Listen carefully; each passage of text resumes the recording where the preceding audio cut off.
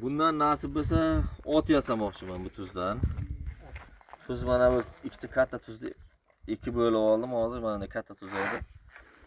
Endi nasib bo'lsa buni hozir ortiqcha joylarni olyapman. Hali otgacha ancha bor. Kattaligi og'ir. Nasib bo'lsa panerlarni olib tashlasam, keyin ot yasashga shaklini kirishamiz. Biz 2-3 kun atrofida shu yerda dam olishda bo'lamiz. Xudo nasib qilgan bo'lsa, ustamizning bitirayotgan ishini, bitgan holatini ham ko'rsatishga harakat qilamiz. Usta ishingizni rivojini bersin, topganingizga Alloh baraka bersin. Ha, tomoshabinlar. Mana akamiz otning opshi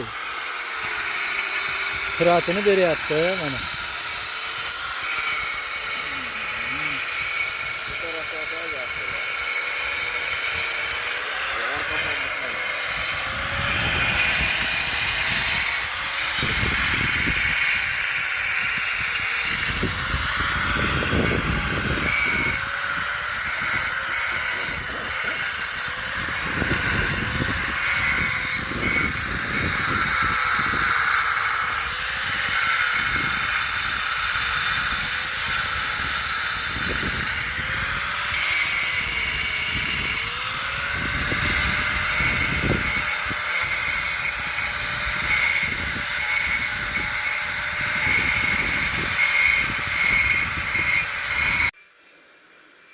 Hurmatli tomoshabinlarimiz, bugun ish kunining 3-kuni ustamizning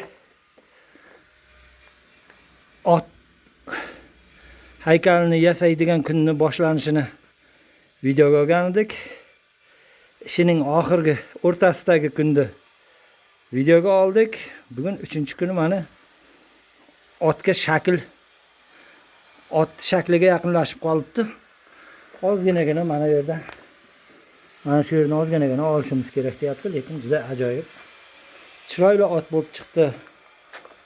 Mana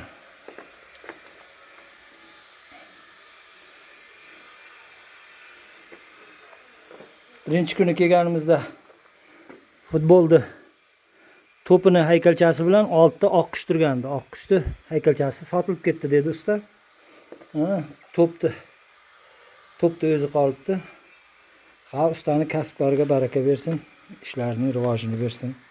E'tiborlaringiz uchun rahmat.